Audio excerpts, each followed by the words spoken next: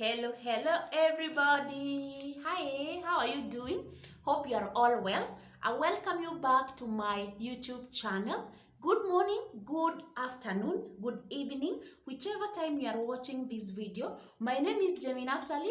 This channel is called the Pediatric world. It is a world of children. Pediatric basically means children. So this child is all about kids' welfare. It is whereby I educate, I provide the know-how and the knowledge on common illnesses affecting children while growing up. So let's work together so that we can learn all together.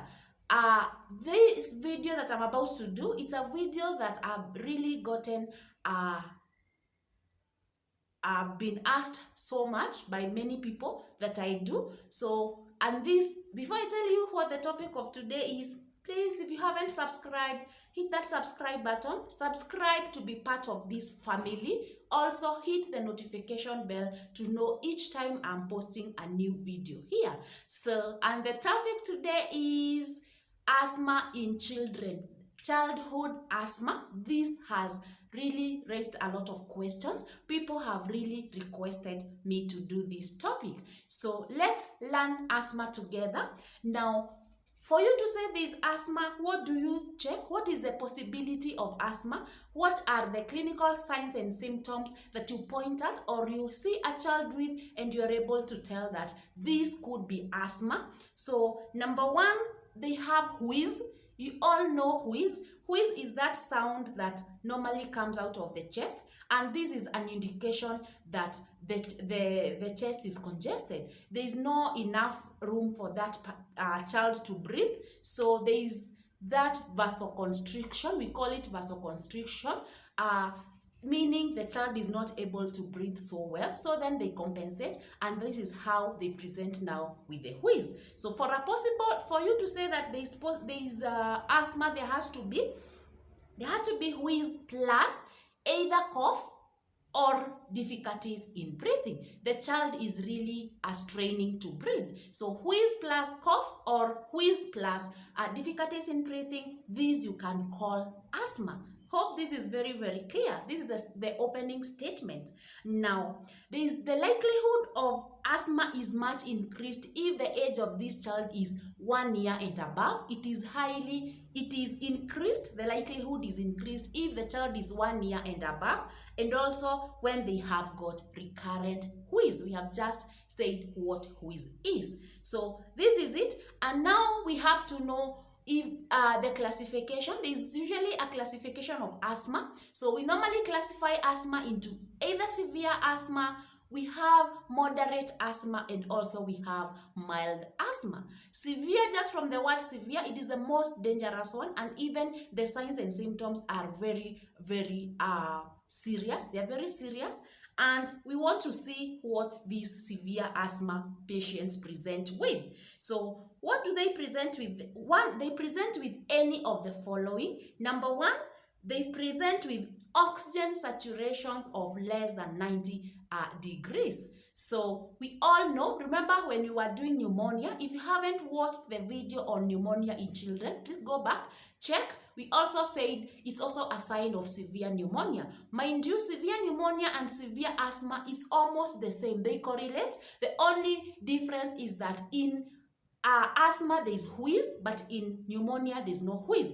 Otherwise, other signs and symptoms of severe pneumonia are the same as severe asthma. And if you want to clarify this, go back to the asthma, to the topic I did on pneumonia, so that you can compare it yourself. So one, they have the oxygen saturation is less than 90 degrees. We call it partial pressures of oxygen, that is SpO2. Normally, it should be 95 degrees. For a normal person or normal child, it should be 95 to 100 and above. But now if it is below 90%, I mean not degrees, 90%, this one, we say this is a bad sign, and this is a sign of severe asthma. Another sign is central cyanosis. Cyanosis is the blue discoloration of the skin, and this is an indication that there is low oxygen supply to the organs. So hence the baby gets the blue discoloration. So central cyanosis, this is where it comes. These ones are the mucous membrane here. These are the mucous membrane and also the tongue. You find that the tongue has got blue discoloration and also the mucous membrane. This is what we call central cyanosis. We also have others. Peripheral cyanosis is at the peripheries of the fingers. This is where we find the blue discoloration. So central cyanosis is a sign. We say it indicates that there is low oxygen supply to the body. So this is also a sign of one of the signs of that this could be severe asthma. Another sign is we have inability to drink or inability to breastfeed. If it is those small children, they are not able to breastfeed. They're not able to breastfeed because they have difficulties in breathing and all that. So the feeding is affected. If it's a bigger child, they are not able to drink. So this one, inability to drink or inability to breastfeed, is a sign and symptom of severe asthma. Another thing is AVPU. Remember we talked of AVPU and we said this is a scale that is used to assess the level of consciousness in children. The AVPU, we said what AVPU means. We said A is alertness. Is this child alert? Is this child conscious? V is for the voice. Are they responding to voice? P, are they responding to pain? And U, if the child is unconscious. So every time that the AVPU is below A, this is a danger sign. It means they're not able, if it's below A, they are not able even to respond to all this, to voice, to pain, and even they are unconscious. So this is a sign that shows that this could be severe asthma. Another thing is inability to talk or complete a sentence. Remember, these children have got difficulties in breathing. Their breathing is labored. They're not able to breathe normally. So they will stop at a certain point while saying a sentence. So they have inability to talk. They will stop first and then continue. So this could be a sign and symptom of severe asthma. Also, something else with severe asthma, these children will present with the increased pulse rate. So, and this depends with the ages of these children. When you measure the respiratory rate, the pulse rate, I mean, you find that it is very, very high because it is very, very high. So this is it. They also present with silent chest on auscultation. This is something that is very amazing. We are saying they have severe pneumonia. Auscultation is the use of the stethoscopes. That is on our part. When we use the stethoscope to listen to the chest is just silent. We don't expect to have some various sounds like we find in pneumonia. So this is what children with severe asthma present with. So now, how do we treat this severe? This is very common and we are saying it is life-threatening. So it is even an emergency. How do we treat severe asthma? So number one treatment is admit or refer. So these children must be in an inpatient facility whereby they are getting observed and the rest of things follow there. So this is not a child that you are going to discharge home. You want to keep the management in the wards. So the first thing is you admit. You refer if you are in a facility whereby they don't have inpatients, they don't have things like oxygen, because you are going to see that they need oxygen. So this is the reason why we are going to refer. If we don't have all this and this is emergency, you don't want to send these children home. So admit or refer. The first management, another management is oxygen therapy. We need to give these children oxygen. That's why we are referring if we are in a facility that we don't have oxygen. So they need oxygen.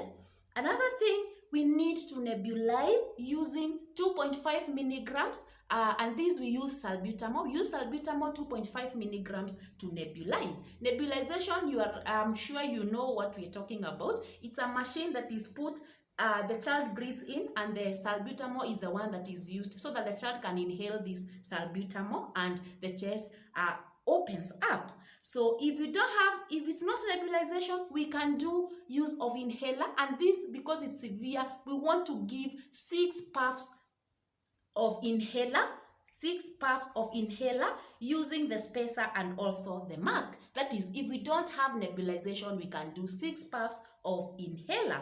Another management of severe asthma, it is PDL, very common, prednisolone. I know people go to the pharmacist and ask to be they go to buy this prednisolone. Remember, it's a steroid again. We don't want to overuse it, not unless it is indicated, because it has got other very, very serious side effects. But here in asthma management, you want to use PDL at a dose of 1 to 2 milligrams per kg of this child. We want to use prednisolone.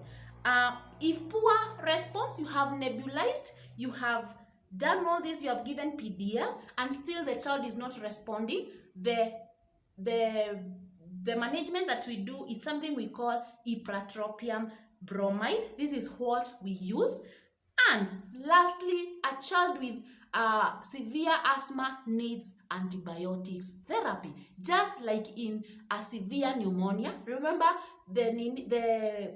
the classification is almost the same, and even the management, but we have some differences here and there. So antibiotics as per severe pneumonia. A child with severe asthma, we don't need to give oxygen. We don't only need to give to nebulize, we also need to give antibiotic therapy. And this is the IV, intravenous. That's why we need this child in an inpatient facility.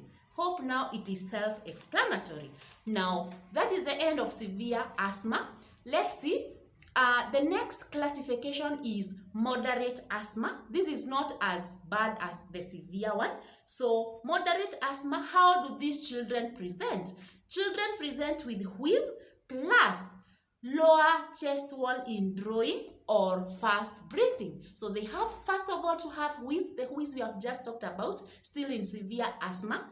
Now they have to have wheeze plus lower chest wall indrawing. I tried explaining lower chest wall indrawing in our previous episode on pneumonias. So the chest, when you expose the chest, you can easily count the ribs, because these children are really straining to breathe. So they have got lower chest wall indrawing. You can be able to draw lines. That's why we call them lower chest wall indrawing.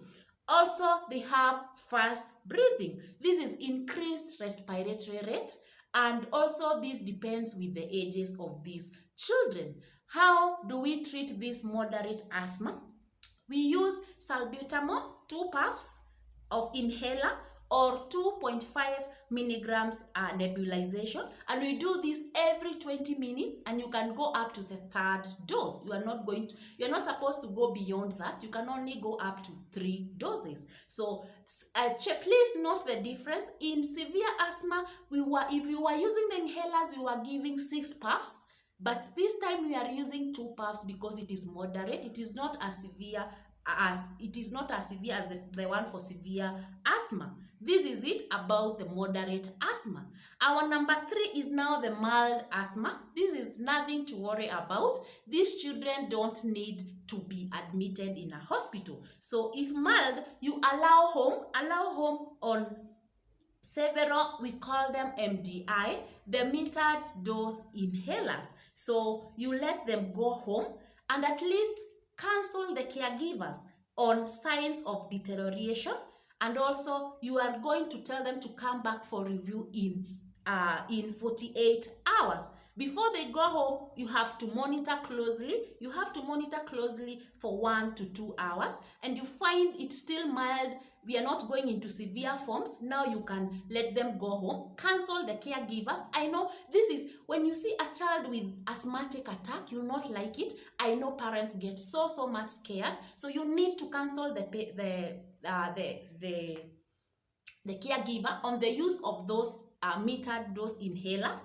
Also, teach them on the signs of deterioration. When do you say now this is deteriorating and they should not stay home again? They should come to hospital. So this is very, very important. That is it about mild asthma. We just let them go home with the metered dose inhalers. So how about recurrency of asthma? Does it recur? Yes, it does. And what do you do? If it has recurred, you want to consider inhaled corticosteroids. Yes, therapy. Or advise the dose, you adjust the dose. If already on inhaled corticosteroids, if they were not on inhaled corticosteroids, you start on them, and if they're already on them, adjust the dose, make it higher if they have recurrent asthmas. So this is it, number one. Again, demonstrate the metered dose inhalers and the spacer used to the caregivers. That one we say you have to demonstrate. You have to show them how to be using these inhalers. You have to counsel them, tell them these are conditions these children should live with. Tell them on the triggers. The triggers, we have asthmatic triggers. Triggers are things like infections. If the child has got little cold and they are known to be asthmatic, you should not let it graduate and reach to a point of whereby the child will start getting asthmatic attacks. So you treat those homas, those flus, as early as possible. That is one trigger, infections. Another trigger is things like dust. You advise them not to play around where there is dust. Another trigger is cold. Like now we have so many cases of asthmas children coming up and down, and we do a lot of nebulization. They are getting asthmatic attacks because of colds. Pollens, use of pets in the house. You see those furs, when the children that really love pets, but those pets have got, if they stay with them and the fur just comes and gets into the nose, that's enough to trigger the asthmatic attack. Imagine it is this serious. So let the caregivers know before you discharge them. Preferably use spacers with face masks for those that are less than 3 years. Why? Because they are not able to follow instructions. They're not able to follow instructions on when to breathe out and breathe in and discharge and do the puff. They're not able to follow instructions, the below 3 years. So that's why we want to use both the spacer with the face masks. For those 4 to 5 years, you can use face masks or even mouthpiece. Advice on regular follow-up. For these children with recurrent asthma, you advise for regular follow-ups. In the next episode, I want to try and show you people how to use an inhaler. I know it is very, very important. Like I said, it is very, very challenging to parents that have got kids with asthma every time. It is very, very challenging, and the disease itself is life-threatening. So I'm going to do that, try and show you how to really do it without any stress. So this is the end of today's episode.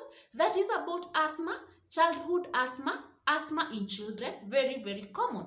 If you have any questions about the same, please drop into the comment section. Comment, let me know. Those who had asked for requested for the video, let me know if for sure you are satisfied. Let me know what you think about this. Even in my email, it is provided in the end of the video. Let me know from my email. Thank you for those that are responding. Thank you so much. If you haven't subscribed, please do, so that you become part of us. Please subscribe to be part of this family. Hit the notification bell to know every time I'm posting a new video here. Thank you so much. Till next time. Bye-bye.